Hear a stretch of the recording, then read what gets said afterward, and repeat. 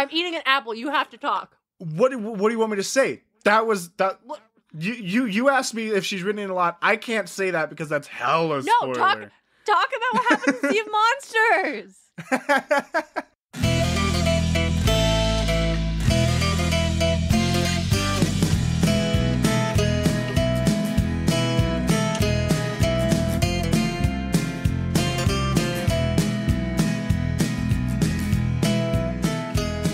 Hello, mortals, monsters, and myth lovers alike. You're listening to Podcast of Poseidon. We explore how ancient myths become modern pop culture by reading Rick Riordan's Percy Jackson and the Olympians. This is Chapter 18, The Grey Sisters. I'm your co-host, on loan from the Hunters of Artemis, Darien Smartt. Joining me is my co-host and brother, hailing from Cabin 9, DJ. How's everybody doing today? If you don't know, Cabin 9 is Hephaestus. We've been hanging out with my brother, Tim O'Connor, son of Hephaestus. Shout out to him. He's pretty cool. Yeah, he's one of our patrons. All right, well, before we get started, let's swing by the camp store to make sure we have everything we need for this episode. Hey, y'all, just me. DJ got caught up trying to figure out which Doritos we're going to need for this episode, even though the answer is always and only Cool Ranch. As you've probably noticed, it's a new month, which means it's time for a new donation. Every month at Podcast of Poseidon, we donate $1 for every patron we have over on Patreon to a children's literacy charity. This month, we're donating to First Reader, an organization that aims to create better learners, brighter futures, and stronger communities by providing quality books and literacy resources to children and their families to use at home during the earliest stages of development. Founded in 1999, First Readers has mailed over 7 million books to low-income families. We currently have 6 patrons, so we'll be donating an additional $20, making our total donation for this month $26. Thank you so much to our patrons for making this donation possible. And now, on to the show. All right, so DJ, this episode we are talking about the Grey Sisters, yet another spooky trio from Greek mythology. That's a lot of trios in Greek mythology. It's a lot of trios in Greek mythology. It's almost as if 3 is an important number. Crazy. DJ, what do you know about the Grey Sisters, or maybe more specifically, what do you remember about the Grey Sisters from the Percy Jackson books? So from the Percy Jackson books, I know they give fates. But not like the fates would give fates or whatever prophecies or whatever. They just give information. Yeah, really specific directions. Really specific. They gave Percy nautical coordinates. Literal coordinates for the things he needed. Literal coordinates. This is where you need to go. Mm-hmm. And it was the exact coordinates of the Golden Fleece. Pretty funny. They do show up later at the end of Trials of Apollo. Spoilers for anybody who cares. But it's really not much of a spoiler. Apollo gets into the Grey Sisters fan. He's not too stoked about that because they don't like him. No, they ream into him, and then he reveals, no, they're just gossips. If you don't participate in what they're trying, the whole time they're like, oh, we got this crazy information, and the whole time he's thinking, yeah, they just fucking, it's just the next celebrity gossip. I don't give a shit. I don't care. I'm just not going to play this game with you. And I was like, oh, well, turns out it was another line of the prophecy that he needed. So maybe don't be dismissive of the weird cab driver, Apollo. Yeah. Well, in his defense, they are gossips. His experience with them is he would, before he would do, play their game and, would do whatever they asked to get the information. And it was just Dionysus likes grapes. Shit like that. He's that's not information. I know that. But then they popped their own eye out to just sit on his lap. Gross. And he's like, I'm not touching your eye. And they're like, oh, he took our eye. He's a madman. I can't see. We're going to miss the camp. And blah, blah, blah. It's I'm not. You could just take your eye. I'm not. He's got our eye. Oh, he's crazy. Why? If you just give us our eye back, we'll tell you what we know. So they just really want to gossip. And if you won't engage, they'll do the eye thing. Yes. Okay. I love that. Percy played right into their hands. Thinking back on it, yeah. Percy totally played into their hands. He took their eye. Yeah. He did. So I don't know if I ever mentioned this on the podcast. I have only read the first 2 books in the Trials of Apollo series. Which means in the first time in my whole life, I'm ahead of Darien in a Riordan thing. But I still haven't read the Kane Chronicles. Which I have, so. Because Red Pyramid's not on there. Red Pyramid is not on Audible, and I hate it. Yeah, that does make it a little bit difficult for our audiobook boy. So I'm delighted to learn this because No, y'all, it they was came fun. out during my they just came out during my lull in my Percy Jackson fandom. So I'm getting back into it, but now I'm wondering, like, do I just wait until we cover on the podcast to read it? Like, for the content. For the content. For the content, but like I want to talk about it, and I don't know if I can really wait like 4 years until you get to it. And can you wait 4 years? We've already discussed some of the events that happened in that because you had it spoiled for you. Can you wait 4 years, 4 to 5 years to get to it, Darien? Well, you said you cried. I fucking cried from book 3 on, dude. I was bawling the whole time. And see, that's not like a selling point to me. I don't like being sad. How? I mean, they're all out, so I can just binge read them. Like, currently, I haven't read the latest 2 Shadowhunter books because I can't deal with the angsty cliffhangers, and I'll just binge them all when they're done. So, like, it'll probably be fine. That's anyway, fair. not what this episode is about. Not what this episode's about, actually. The episode's about the Grey Sisters. So let's talk about what they do in Sea of Monsters, because I know we have some of our audience hasn't read the book, and I want to make sure everybody's like got a context of like what we're referencing. Yeah. So we have the Grey Sisters, who in Greek mythology are kind of these 3 reclusive ancient witches. They share one eye, literally, and one tooth. Literally. Also like literally. They pop the eye out and put it in their own eye to view it. Yes, they all just have empty eye sockets and one eye. What happened to the other 5 eyes? 1, 2, 3, 4. What happened to the other 5 eyes? 5 eyes. I had to count. What do you want to count? What happened to the other? Give me a second. 71 other teeth. What are there? 24 teeth in a human mouth? Right? Yeah, because there's like 36 in a kid's mouth. Kids have so many teeth. Kids have so many teeth. It's a little weird. Why? Are we looking this up? Maybe. This episode is off the rails right out the gate. How many teeth in the human mouth? 32. Okay. Normal adult mouth has, except for wisdom teeth, not divided by 3. 96. So what happened to the other 95 teeth? The world may never know. Who knows? But in Percy Jackson, they drive a cab. And they do. They drive a cab, and I'm pretty sure it was a pitch black cab, wasn't it? That said Grey Sisters on it or something? I think it was, I can reference the book, it was a smoky gray cab that looked like it was woven out of smoke. Yeah, that's right. But they to summon it, they had to smash a drachma into the asphalt, and it came out of that. And what does Annabeth says? She says something about like, "Oh, come, oh chariot of damnation." Yeah, that's what it was, and which is like pretty extreme. And fun fact: Meg McCaffrey loves riding in that cab. Has she ridden in it a lot? Yeah, actually, these are spoiler territories I'm getting into. All right. Look, we're not talking about Meg anyway. You're right. Circle back. I'm just saying, Apollo wasn't super stoked about it. Meg loved it. So they show up, and their cab actually flies and goes like faster than the speed of sound. As you do. As you do. So when they show up, Percy obviously is weirded out by it. You got these 3 ancient witches who have one tooth amongst them and one eye that just pops out, lands on his lap, and it's like super sticky and just not coming off his hand until he hands it to them. And it's like one of those sticky eye things. Yeah, one of those sticky eye things. But he holds on to it until they reveal what they know about like the future for Percy Jackson, which, as we said before, was nautical coordinates for the Golden Fleece, like exact where he needs to go, which is so funny to me. And it turns out those coordinates are the Bermuda Triangle. Yes, that's where the Sea of Monsters is at. It's just in the Bermuda Triangle. Yeah, so they mention, so they talk, so Annabeth they're driving. They're driving in Camp Half-Blood, like DJ says. They're going just faster than the speed of sound. And it's reckless driving. And Percy is like, why did we get into this cab? This was a bad decision. And Annabeth reassuring him, like, oh, don't worry, they know what they're doing. They're very wise.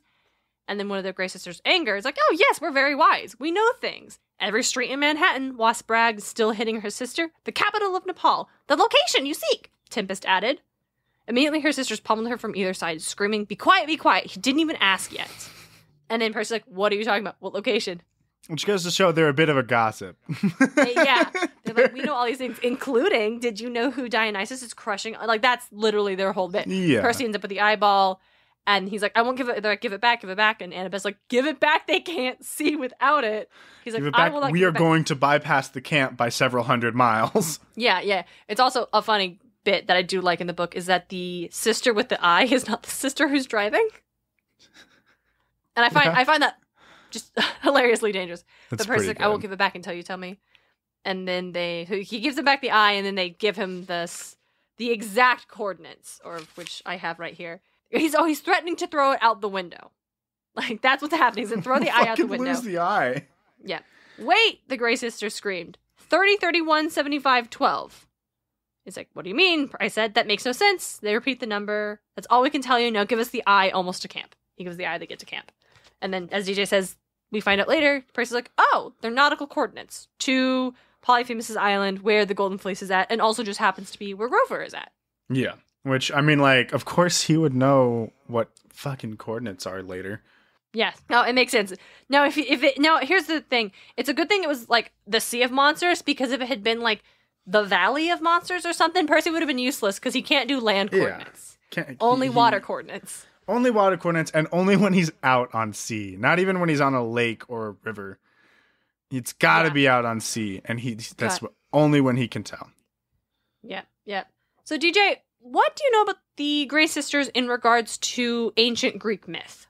I actually don't know much about them. I know Disney's Hercules used the Grey Sisters as a stand-in for the Fates, as we discussed. They super did. Yes, as we discussed at great length during the Fates episode, and also during our Hercules remyth very bonus briefly episode in our Hercules episode. Yep, available to patrons at $10 plus. Yes. Yeah, that's they basically have one major claim to fame in Greek mythology, and that they are the ones that tell the hero Perseus where to find Medusa and where to find the weapons he needs to kill Medusa. Right on. We'll be referencing Edith Hamilton's Mythology. We're revisiting that. Haven't been to her in a little while. So Hermes is the one that tells Perseus that he needs to go to the Grey Sisters, who are also referred to as the Grey Women, to find out where he needs to go next, because for some reason Hermes couldn't tell him that part. We have to go side questing. Always got to go side questing. Let's be real here. Mm-hmm. Yep. It can never be straightforward. Always got to find somebody to tell me something to go find somebody to tell me something to go find somebody. Yes. So in this case, this is the side quest or the weird RPG style tangent circle quest that Perseus gets from Hermes. This radiant personage told him that before he attacked Medusa, he must first be properly equipped, and that what he needed was in possession of the nymphs of the north. To find the nymphs' abode, they must go to the Grey Women, who alone could tell him the way. These women dwelt in a land where all was dim and shrouded in twilight. No ray of sun ever looked on that country, nor the moon by night. In the grey place, the three women lived, all grey themselves, withered with extreme age. These are strange creatures indeed, most of all because they had but one eye for the three, which it was their custom to take turns with, each removing it from her forehead when she had it for a time and handing it to another. So they get there and the nymphs don't want to... So I guess in their old age, instead of just handing it over, they start fighting over it. Yeah. Yeah, it sounds like that's a great point. Eventually they get sick and tired of having to share all the time. Yeah. Which, as someone who grew up with 3 siblings, I get that. Oh, no, 100%. Which is why it was wonderful when we got Billy Hatcher and the Giant Egg. Billy Hatcher and the Giant Egg, the only 4-player game we ever owned. On the GameCube with the 4 controllers, we could all play at once. No sharing necessary. We owned a couple more 4-player games, but it was never on the GameCube. Because we didn't have the controllers. We didn't have the controllers for it. We always only had 2 controllers, and then PlayStation only had 2 fucking slots on their control. It's fine. Yeah, no. Anyway, sorry about that. Anyway, so if you haven't played Billy Hatcher, go play it. It's fucking great. Continue. We should do a bonus episode. Can we do a bonus episode on Billy Hatcher? I'm sure we can. I'm sure we can somehow tie it into fucking mythology. Oh, I can. I'm sure, so like, good. If ever we touch down on Japanese mythology, I'm certain Billy Hatcher's fucking loaded with that.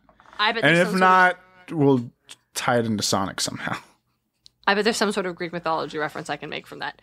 Oh, but yeah. not what this episode is about. Not what this episode's about. Okay, so here's what happens. Perseus rolls up, and then, in at least this version of the myth, he doesn't actually ask, hey, can you tell me where I find the nymphs of the north that have this weapon that I need to kill Medusa?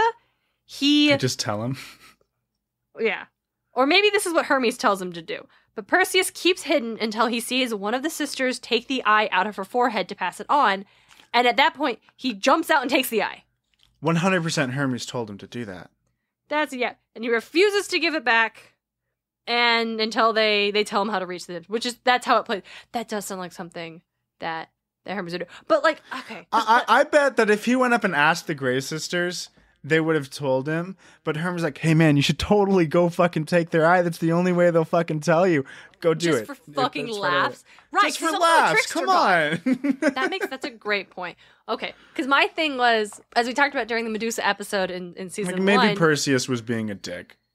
Perseus does kill Medusa when she's sleeping. Like, he doesn't duel her. He does, like, attack her when she's sleeping. So, like, under the guidance of other gods. Athena is the one that told him to do it. So it's also, he's under the influence of godly advice, and that's not a place you ever want to be.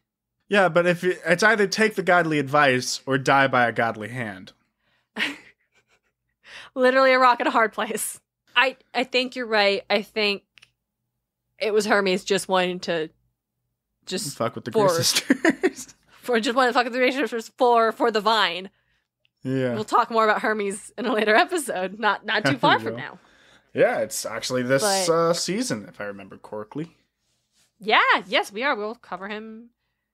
I don't know. Time is relative. We'll get there eventually. Eventually, you will be listening to an episode on Hermes, and I bet you'll like it a great deal. At least one episode from now, maybe 5, maybe 10.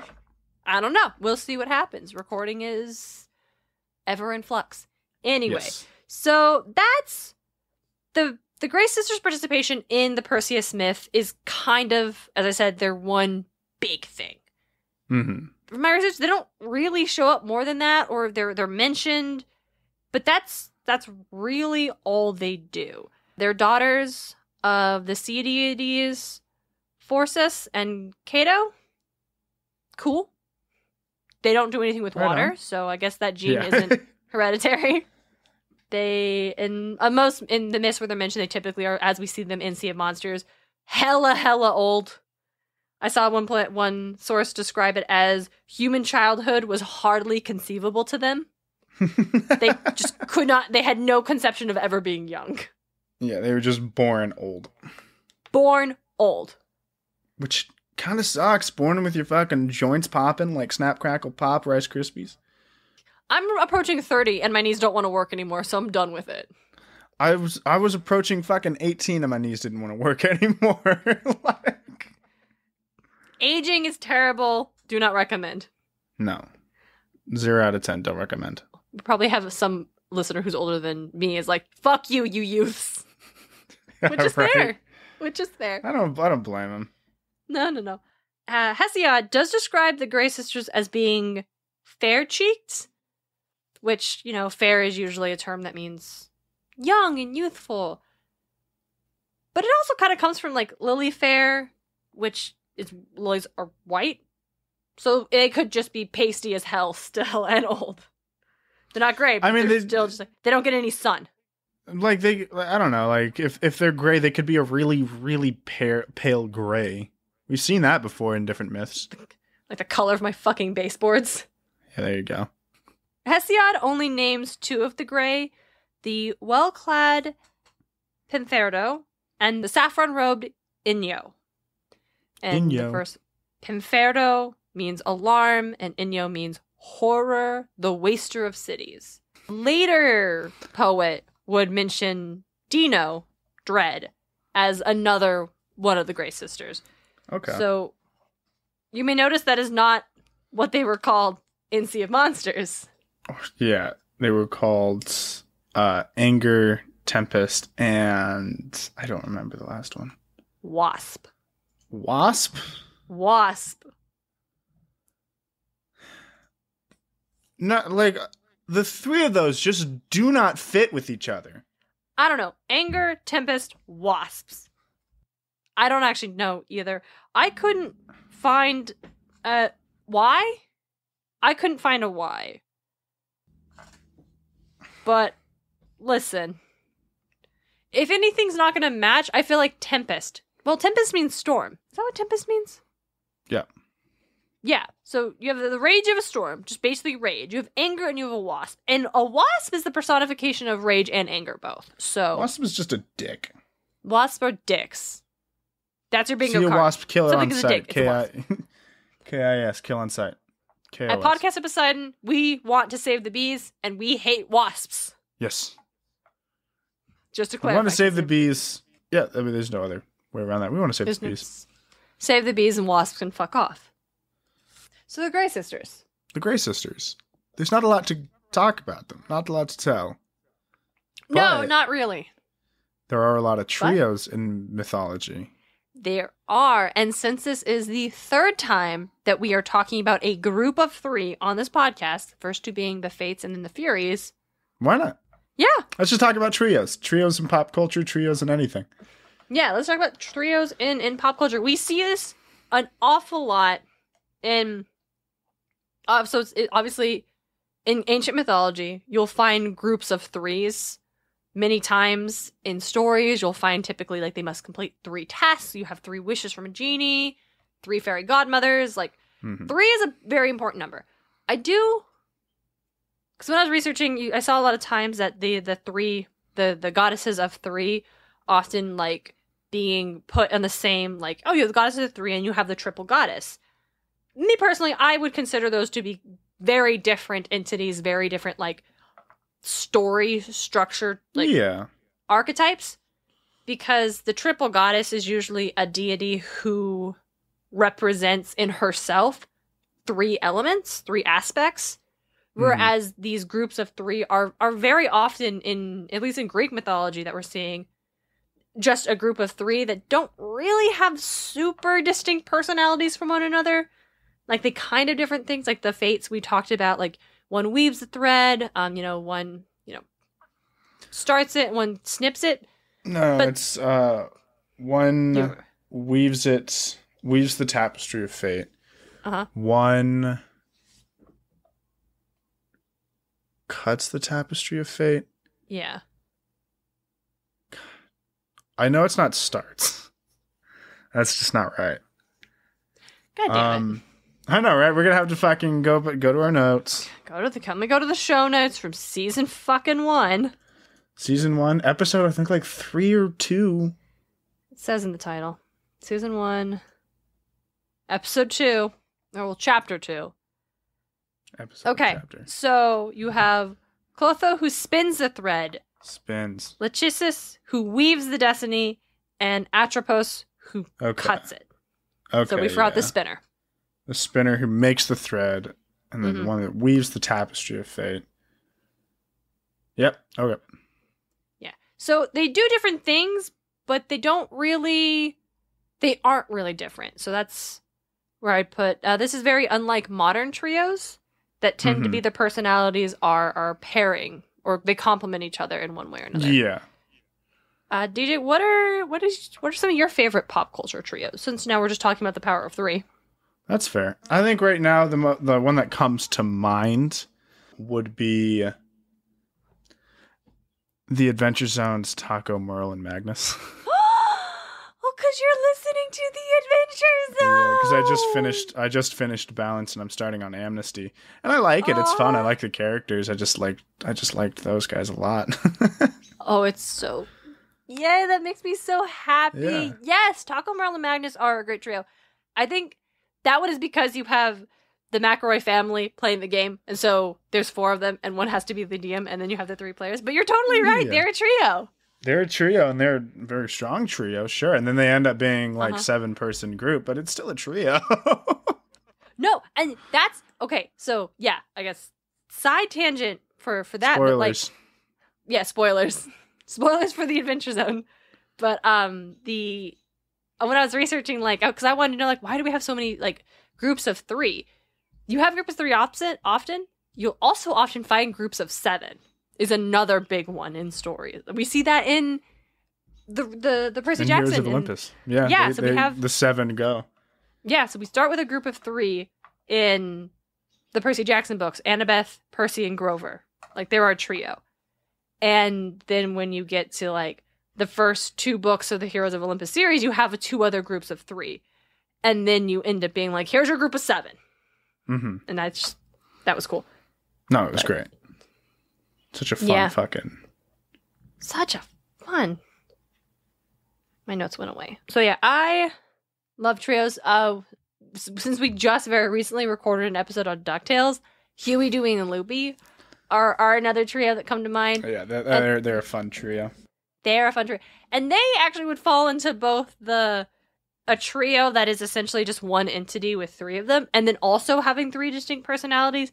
Because, like, from what I remember, and maybe I'm totally wrong, but from what I remember of watching the, like, original DuckTales cartoon, yeah, and then in the comics, they don't really have super distinct personalities. They're the triplets, the boys.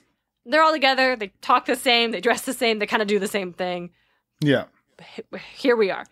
And then in the reboot, they were given very distinct personalities and interests and behaviors. And I never find that way more interesting, especially if these are the main characters we're following. If they're going to be the same, we could have just had one kid. One little duck kid in a little baseball cap. Yeah, but it wouldn't have been fun. There's no dynamic there. I don't feel like there's much dynamic when they aren't doing, because those characters that are like the trio that are essentially just one entity, they're never the main character. Yeah. You're not following the epic tales of the Fates or the Furies or the Grey Sisters or the Norn in Norse mythology or what have you. There's someone that like in Percy Jackson, there's someone that the hero needs to encounter briefly. Mm-hmm. Yeah. But they themselves don't bring enough to the table to have a compelling story about them. Yeah, I get that. What are some of your favorite trios in pop culture, Darien? Oh, okay. So, my very favorite trio, because of the time I was born and my interest growing up and how it influenced me as a child, is probably always and forever going to be Harry, Ron, and Hermione from Harry Potter. You know, that old folktale that has no author. Yeah. But I think there's a reason the fandom calls these 3 the Golden Trio, right? Like, that is that these characters, one, I mean, the stories is so influential, the characters individually, like, they mean so much to people, but together they could not succeed alone. And I know the fandom likes to joke about, like, if Hermione was a chosen one, Voldemort would have been defeated in a week. But, like, we know that's not true. Hermione is fucking great. She's definitely the most put together one of this bunch of nonsense, but it's the motivation of, like, Harry's drive to be, like, go outside the box and get those things, or Ron Weasley's just more practical knowledge of the way the wizarding world works outside of books that leads them to be able to accomplish so much. Like, we see that in the very first story in Sorcerer's Stone. We're from the US. It was published as Sorcerer's Stone here. I know it's Philosopher's Stone. Everyone can chill out. Yeah. In that one, like, when they get down into... So they get into the trapdoor. And we see that it takes the 3 of them to get through it, right? It takes Hermione's knowledge of, oh, hey, this is Devil's Snare. But it also takes Ron being like, hey, because Hermione's freaking out, oh, we need matches, we need fire. And Ron being like, you're a witch! Do something! His ability to, like, remain... Oh, you're a witch. Fucking, like, magic? Get your wand. Maybe? Are you a witch or I aren't don't you? know, Yeah. magic, maybe? Or, like, Harry being able to, like, fly on the broomstick and get the key. The other 2 couldn't do that. Ron's chess game and his self-sacrifice for his friends. Like, not to say that Harry and Hermione wouldn't have made that call, but, like, they're gonna play chess? Fuck, Ron can play chess like a motherfucker. Like, yeah, but I can like tell Ron's like really good at it. Yeah, Ron's a tactician. He's a strategist. Once he has all the pieces on the table, he's like, I got it. I know what we need to do. He's just not good at seeing. If he doesn't have all the information, he's not good at problem solving, which is what Hermione is great at. She can make connections. She can build on her knowledge without needing. So she solves the potions riddle, and that gets Harry to the end. They couldn't have done it alone. And you see that time and time again in all of the books, in all of the stories. They cannot operate alone. They need each other. And I think that's what makes them like a really good trio in just story in general, or any story you have where there are 3 characters. I feel like if you can have a character whose absence would not impact the story, then it's not a true trio. It's a couple of best friends who are letting their other friend tag along. Yeah. One of my favorite trios in Percy Jackson. Uh-huh. And just like that series itself, out of like, I guess, Annabeth, Percy, Grover, Jason, Piper, Leo, and Percy, Hazel, Frank. I'm going to say I really like the dynamic between Percy, Hazel, and Frank. Yes. That dynamic was so much fun to read in Son of Neptune. God damn, did I fucking love that shit. That shit was so funny. I don't know, just something about it. Something about like Percy being jealous over Frank's shapeshifting powers, even though they got the same descendant of father. Yeah, he's like, he gets that because he's the son of Neptune, and Percy's like, I am Poseidon. Why can't I do that? Why can't I do that? What the fuck? Percy, you can literally control the ocean. Oh yeah, right. Yeah. Nautical miles, Percy. Oh yeah, you're right. Boats. Fucking love it so much. Holy shit. I don't know, just and Hazel just has her shit together. Oh, Hazel is fucking great too. And just like, and then like when we get to see them like interact with everybody else, like again, I also just love the 7 as a group. They had such fucking good chemistry. And yeah, it was written by like one guy, but it was still dope. Yeah, no, it was rad as hell. I love it. I was thinking while I was talking about the trios that are like, another trio that I like, because I was talking about like Harry Potter and then thinking of like the trios and like witchy trios. The witches from Macbeth are another like weird sisters trope that are very much like the Fates or the Grey Sisters. Like that's obviously what Shakespeare was calling on for that, because more of the Fates than the Grey Sisters, because their information they give to Macbeth is way more prophetic than clear direction. Yeah, 100%. But let me think. Okay, let me find it like an actual like verbatim example of witches prophecy Macbeth. There it is. Hey, thanks for listening, Google. Right? Yeah. Starts talking about types in or talks about Macbeth. Types in M into Google. It's like, oh, you mean Macbeth? Yeah, I do. Hey, thanks for making my life convenient. Dope. Yeah. I think okay. So actually, this is super funny that I'm looking up where they talk about to each other. They give pretty clear directions, right? And in the first scenes, they're like, "Oh, where shall we 3 meet again in thunder, lightning, or in rain? When the hurly-burly's done, when the battle's lost and won, that will be the era, the set of sun, where the place upon the hearth, there to meet with Macbeth." So here's when we'll meet. Here's the time. Here's the place. Here's why. Here's the person. Very clear nautical miles. Yeah, very like, hey, yeah, we're just not gonna dick around. Here's time and place, and we'll meet there. We'll talk then. And then when they get to Macbeth, it's like, haha, here's some riddles, fucker. Yeah, basically, they literally meet Macbeth, and they're like, all hail Macbeth, hail to thee, Thane of Glamis. All hail Macbeth, hail to thee, Thane of Cawdor. All hail Macbeth, thou shalt be king hereafter. Macbeth's like, bitches, what? I'm not Thane of Cawdor. I'm not a king. How do you know who I am? And then I think the most weird, twisty prophecy thing they pull is on poor Banquo, who they say that he is lesser than Macbeth and greater, not so happy yet much happier. Thou shalt get kings, though be none. So all hail Macbeth and Banquo, because Banquo will die, but his son will go on to like sire kings. Yeah. Macbeth is going to suffer and his memory will be tarnished, but Banquo will be remembered well. So they're very back and forth. And obviously that's what like Shakespeare was pulling on. He was pulling on like the idea of the Fates and like the 3 sisters, the weird sisters is a common trope we see. But like those 3 witches don't have distinct personalities. They're just called witches 1, 2, and 3. Yeah. So they're very, very Grey sisters. I think we were talking about Hercules earlier and how it's like those are basically just the Grey sisters. I think it goes beyond the fact that they just have the eyeball thing. No, they also have 1 tooth, or no, Do they have one tooth when you look at them? No, I think they have multiple teeth. Their mouths might all be shrunken in, or you don't see them sharing a tooth. But I would say it's the prophecy they give Hades. Like we talked about in the Remyth episode, you're like, these directions are too clear. Yeah, these directions are way too forward.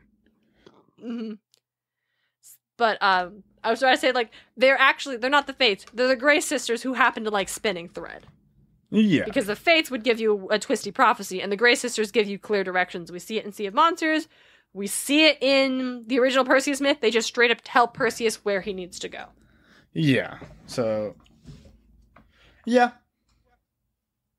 There's not much more to say on that. The thing that I don't like about this whole power of 3 thing. Okay. It's that games are dipping into it, right? And I don't got problem when it's like a single player game, you got 3 people you're going to play by, which like, touching down on it, Grand Theft Auto 5 has 3 main characters you play as, and that's a power trio. Yeah. Kingdom Hearts games. They're all trios. Kingdom Hearts games, you got a trio.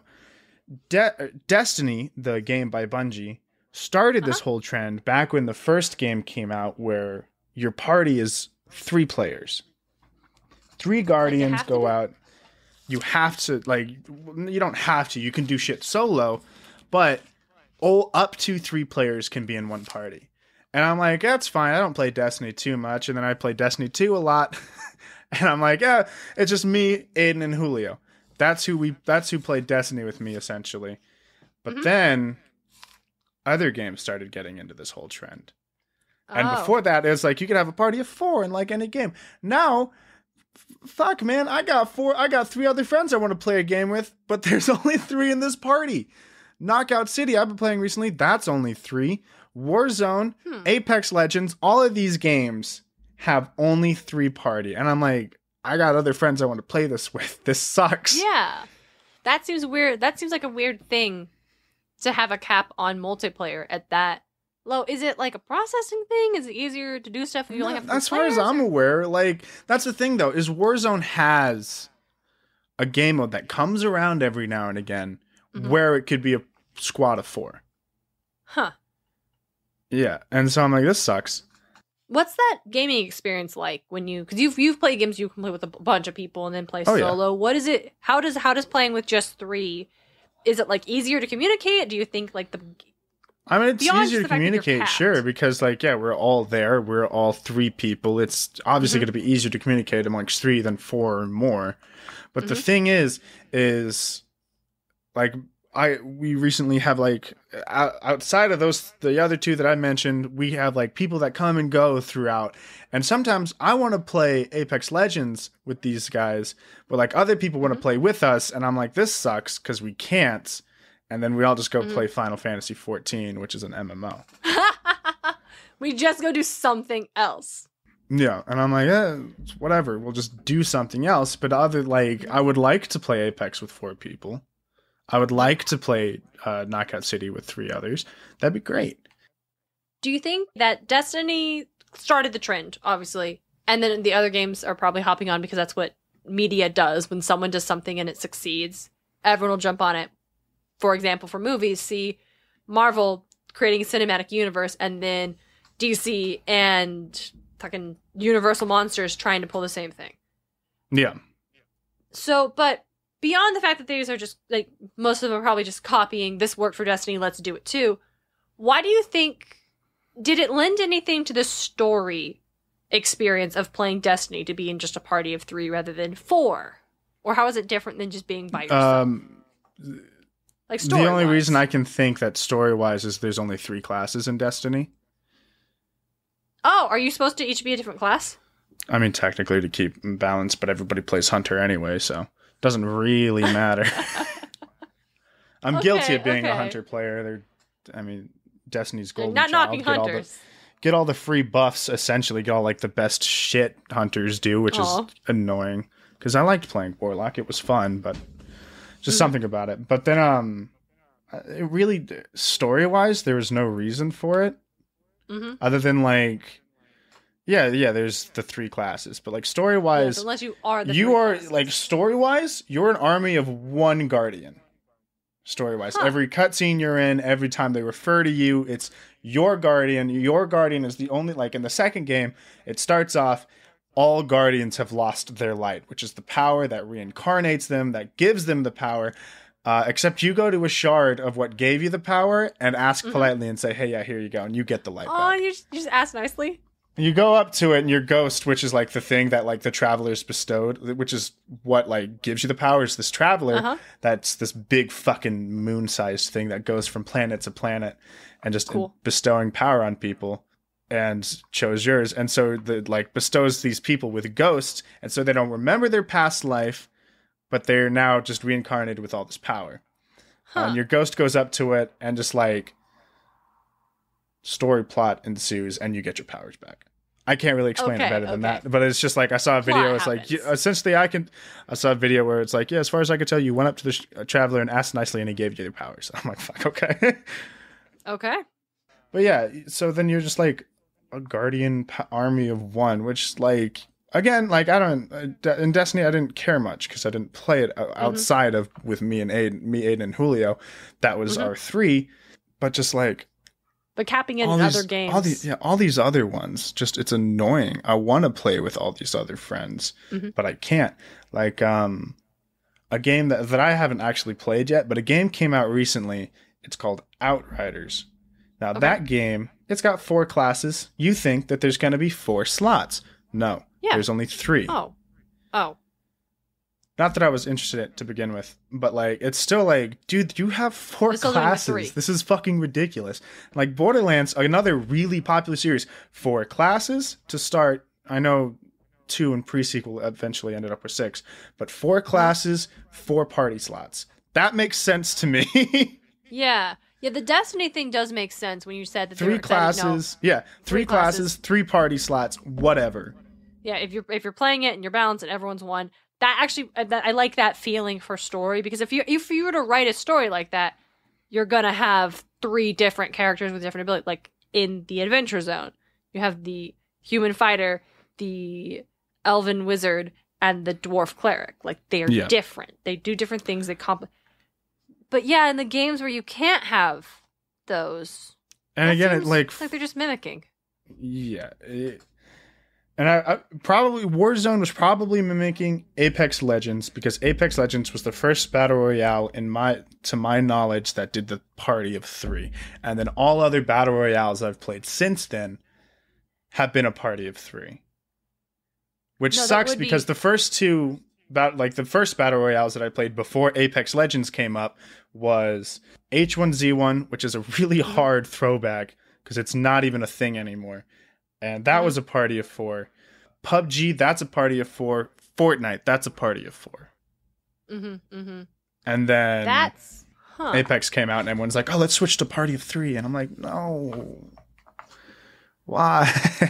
Yeah, I do wonder if it's like a programming thing, if it's like easier, that somehow the experience is better when it's only 3, but it does just sound like they're mimicking the thing that was successful. Yeah, that's what it feels like. And so I'm like, it's just rough. Because as I said, I got more friends I want to play with. But when we can only have 3, I'm starting like 4 or 5 different characters at a time. Yeah, I'm never finishing one of them. No, it's funny because it reminded me, because we were talking earlier, like, games where you can have only 3. And in like all of the Kingdom Hearts games, there's like the trio that is your group. Or there's a bunch of different trios, right? You have... Yeah. In Kingdom Hearts 1, you're playing as Sora, Donald, Goofy are in your party. You're looking for Mickey, so you have Mickey, Donald, Goofy. Then you have Sora and his friends, so you have Sora, Riku, and Kairi. If you go to games where you 358 Days for 2, you have Roxas, Axel, and Xion. In Birth by Sleep, you are Aqua, Terra, and Ven. And that's fine. And then in the games, like in Kingdom Hearts 1, or any of the games where you're playing as Sora and you have Donald and Goofy in your party, you can team up with other characters in certain worlds, but you can still only have 3 in your party. So, I want to hang out with Mulan. Bye, Donald. You can't. Or I want to. Bye, Donald. You're not healing me fucking anyway. Get the hell out of here. I was gonna say bye, Goofy. You can't do magic, but yeah, you're not healing me anyway. I might as well get some potions and hang out with Mulan. For me, it depends on what character like is being swapped out. If I have Beast, then I'm swapping Goofy. I will take fucking Beast, yeah. Some characters I won't take. Sometimes I'll do it a little bit because it's fun to hang out with my Disney friend, but then eventually I'm like... hey, Peter Pan's kind of cool. Yeah, it's like, all right, Ariel, it's been real, but I'm going to just have to have you leave now. I'm just going to have to get Octopus Donald back in here. Yeah, your moveset isn't helping me. But in Kingdom Hearts 3, they expanded it so you could have up to 5 members of your party. So when you're meeting these other, you didn't have to kick anyone out. Yes, you're in Monsters Inc. world. You have Mike and you have Sully, right? You're in Tangled and you have Finn and you have Rapunzel. You're in Toy Story. You have Buzz and Woody. A lot of duos. Dope. It was kick-ass. I mean, because a lot of Disney movies revolve around duos rather than trios. Yeah, because Disney movies are often hyper-focused on the foils to each other, like Buzz and Woody are a foil, or, those kind of things. Moana and Maui would be like foils to each other. Mm-hmm. Elsa and Anna, you would say they're foils to each other. There's a lot of that back and forth in those movies, which you do kind of see in trios. Sometimes you have 2 characters who are the foil, and then the one character who's like the mediator in between them. But the reason I mentioned Kingdom Hearts is because sometimes trios are not the best thing. Sometimes you do want to have all members of the party so you don't have to pick and choose your friends. I want all of my Disney friends here. Yeah, no, I'm just... Or like, in your case, with your multiplayer games, let all of my friends be here to play. Yeah, I want to play with all my friends. I can't. I want to have a team of fucking Valkyrie, Mirage, Fuse, and Octane. Give it to me. Let me do that. That shit sounds hilarious. Give it to me. I want it. Oh, the fairies from Sleeping Beauty. That's another trio. That is another trio. It's another Disney trio. They're very similar, but I would say they have more distinct personalities, albeit they kind of do the same thing. Yeah. They come out and they help Sleeping Beauty vibe up a bit. Yeah. I do appreciate Merryweather for thinking quick enough on her feet to be able to find a loophole in Maleficent's curse. Like, okay, she will perk her finger, but she won't die. She'll just fall into a deep sleep, but she won't wake up unless she's woken by true love's kiss. Okay, that works enough. That's similar enough to the curse that we can weave that in there. Okay. Yeah. It's cool. And then fucking Disney's Maleficent. What a great movie. What a great movie. I love Disney. Angelina Jolie's best. She's so good. All of her outfits in both movies. Just killer. So, Power of 3. Power of 3. DJ, you got any more trios you want to shout out on our very special trio episode? Burger King, Dairy Queen, and Jack in the Box. No McDonald's? The Power of 3. Are they teaming up to take down McDonald's? Well, McDonald's is like not the burgers that I think of when I think of burgers, right? When I think of burgers, I think sesame bun, fucking like a thick old patty, and like toppings in the middle. And McDonald's just doesn't have that unless you get the Quarter Pounder. It just not in my books. But the reason I say King, Queen, and their jester. Okay, all right, there it is. I was, you can't, it's a non-visual medium, but y'all couldn't see it. I was just staring at DJ like, what? Why did you, okay. Yeah, King, Queen, and the I love jester. And support you as my co-host. Okay, all right, I love when you took it. Fuck, I mean, we can talk about our favorite trios forever because there are so many. I have there's a good amount. Yeah, and on TV tropes, there's the Power of 3 trio, and then there's just dozens of subcategories under that of other trios. So we could talk about this forever. I want to see that real quick. Power of 3. Let's see if I can find one that would because I've only said one, right? And aside from the one real one. I've said one real one, and I just okay. But yeah, no, the trope is called Power Trio. I'm sorry, Power Trio is the trope. Power Trio. And then I pulled up from Power Trios when I was looking at the Weird Sisters is the one the witches, amazing patron and guest of the show, Tim O'Connor, and I were talking about the Owl House, and he reminded me that witches tend to come in 3. So whoever this mysterious family member in season 2, we're recording this before season 2 starts, by the way. He was predicting that it would be their sister. I was predicting that it would be their mother. But his is like, oh yeah, 3 sisters. What were you saying, DJ? I'm just looking at these. Wow, there is a lot of subcategories. So many. Because you have... check out masculine, feminine, androgyny. Oh. Naruto's legendary Sanin, Jiraiya, Tsunade, and Orochimaru. Big time, yeah. Yeah, I would say. Oh, Naruto, Sakura, and Sasuke would be another trio. Though, I don't really think of them as a cohesive unit. They're not, because they never fight together. I read through that whole thing. They never fight together, and when they do, it is not Sakura. No. Sakura is nowhere in that. They don't at the end though, don't they? The 3 of them at the very, very end for like a moment. But it ultimately for a moment is Naruto they're standing side Sasuke. by side. For a moment they're standing side by side. Then Sakura goes off to fight ads, and Sasuke and Naruto fight Madara. And then Sasuke and Naruto fight each other. Like it's not a trio. It's a trio, no. But it's not a trio. It's not a power trio. No, definitely not. Definitely not. Yeah. Soul Eaters, Maka, Soul, and Krona. Yeah, I also wouldn't consider them a trio, though. I know, that's what they say.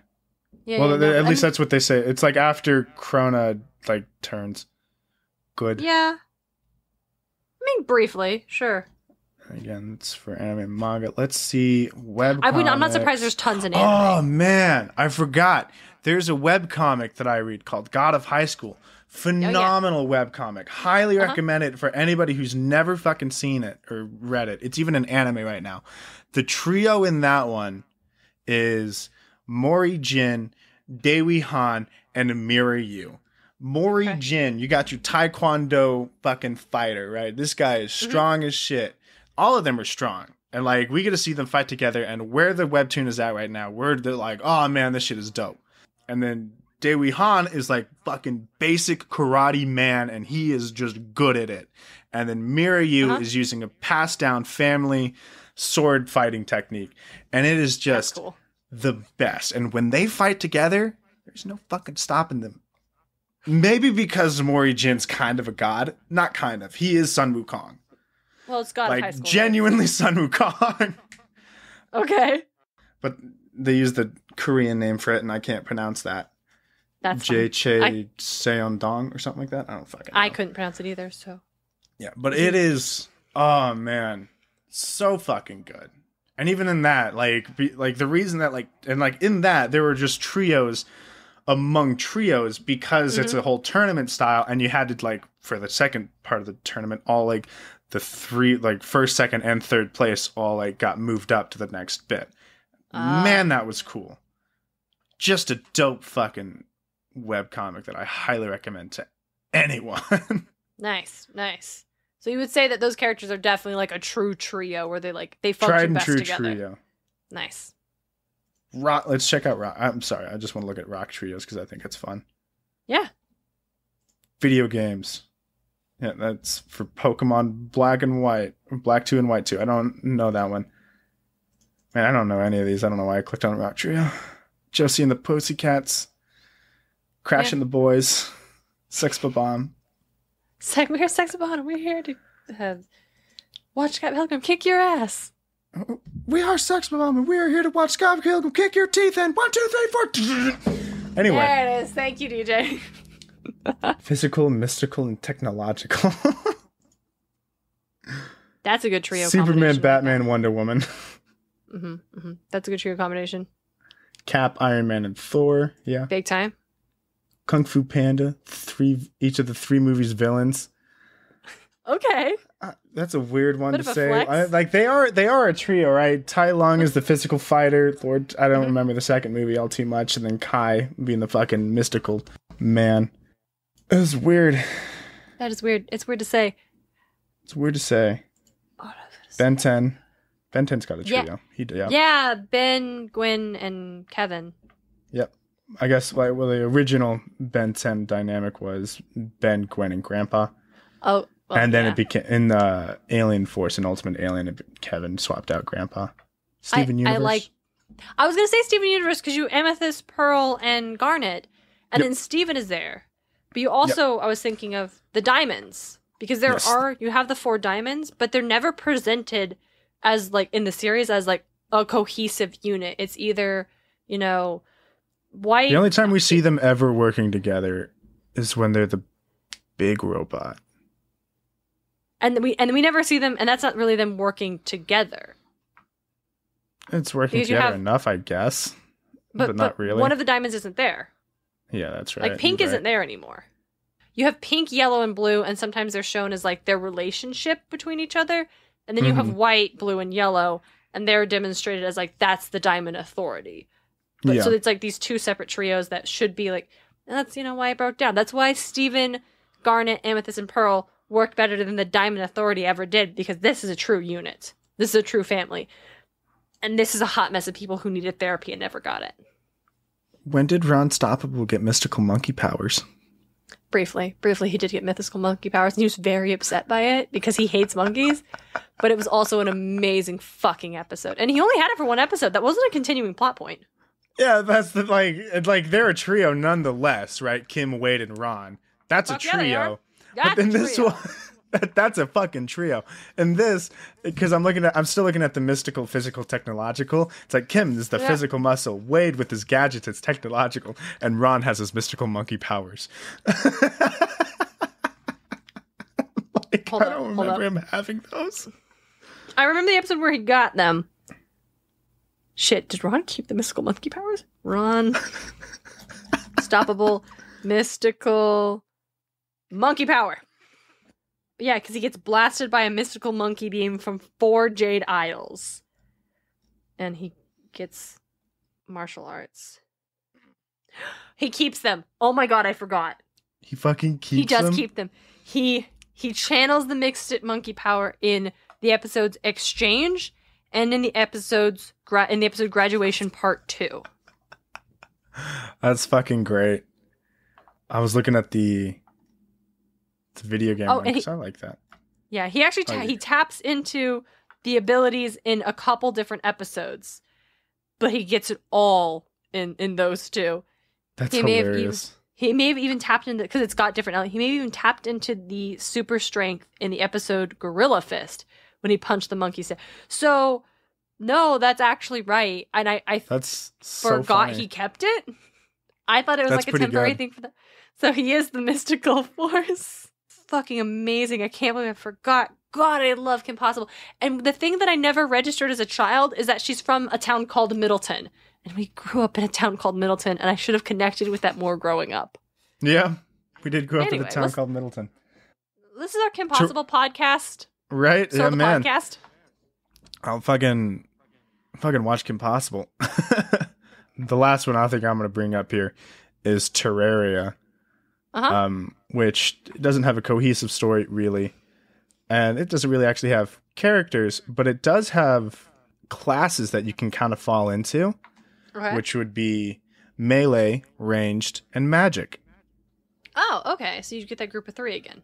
Yeah, you get that group of 3. And then, like, I guess with a magic with subclass of a magic with summoner. So you can actually have 4 people, which is cool. And I like that a lot. That is all I'll bring up. Yeah, we didn't talk too much about the Grey Sisters, but I knew that, you know, the trio characters is a big reoccurring thing in mythology, and I definitely wanted to do an episode where we talk about just 3s and stuff, and I'm glad we got to do that today. DJ, why? I did research on this, and I couldn't find a clear answer, so I think the best option is for us to just speculate wildly. Why do you think groups of 3 are so common in storytelling? Everybody has their 2 best friends. You're not wrong. Everyone's got like 2 people that they are like just like the closest to. And so they're just like, yeah, we're the trio. Like that's how it was for me growing up. I had Dalton and Aldo through school, and then after school we grew apart and I grew closer to Julio and Aiden. And so now that's my trio. Your trio would be you, Lucy, Kate. Absolutely. We are in fact a trio, and Yep, that's not wrong. And not to say you don't have important relationships outside of that group. No, of course you don't. Like, of course you have like important. a duo, like me and Sky. Yeah. But yeah. The Power of Three witchy trio is... Power of Three is just like an innate kind of human thing. Yeah. And probably not like by any purpose, right? Like if I had another guy that I was super close to and that was also super close to the other two of my group, I'd be sweet. And then it would be a group of 4, but then we'd be getting fucked over by games again. You couldn't play the games again. No, you must only have 3. Yeah. 2 or 3. If you're going to have 2, if you're going to do a multiplayer game on PlayStation, you only have 2 controllers. 3 for other games. 4 only if you're going to play Billy Hatcher. 4 only if you're playing a Nintendo game, because they're always 4-player. They are. No, Nintendo knows what they're about, and they've always been. A whole family's going to play together, y'all. Party Game City. Do you remember that Pac-Man game? I do. That Pac-Man game was fun. And if y'all don't know what we're talking about, it was the Pac-Man bundle-in with Pac-Man World 2 on the GameCube. Yeah. And you had to have a Game Boy and the connector for it, and that's what Pac-Man played on. A Game Boy, and then the Ghosts played on the TV screen on their own little screen where they're going around the map trying to catch Pac-Man. Yeah, wonderful, and you as Pac-Man fun experience. could see the whole screen. Yeah, fun experience. Good experience. It was Yeah. really dope. So what we're saying is more games need to let you be 4 players because there are more than 2 kids in a household often. Yes. Get it together. Or at least Someone get it. for when we were growing up, we needed more 4-player games to play with each other. More. And I think, Davis, it sounds like it's true now. You're getting capped at 3. We need hashtag more 4-player games 2021. Yeah. I think that might be our first word hashtag. Okay. That's what we decided to use it on for the podcast. Rad. Okay. Well, that's all I got for today. How about you, Darien? I feel, because I mentioned Skylar, I have to shout out another Power of 3 witchy one would be the Charmed ones from Charmed and Charmed Reboot. That's a big one. That's fair. Yeah, okay. That's a big one. I think I do have another one. Power of 3, and because I brought up Final Fantasy XIV, it would be the 3 leaders of the 3 different nations.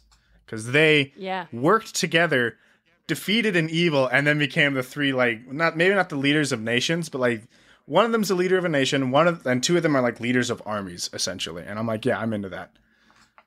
And that's all I got. That's tight. Nice.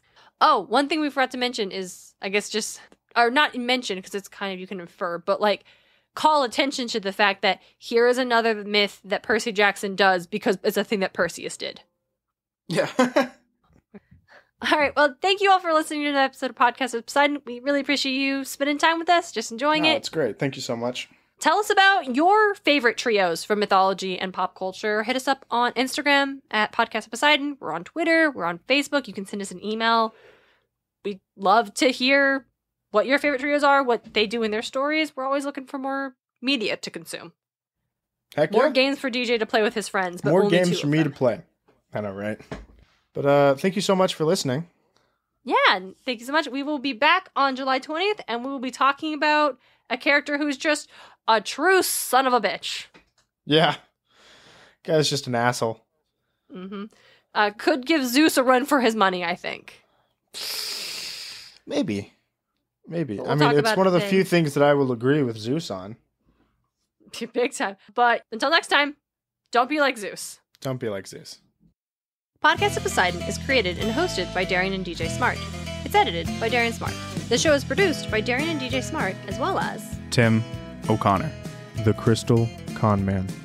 Our music is Athens Festival by Martin Hain, and our cover art is by Audrey Miller. You can find her on Instagram at bombshell.nutshellart.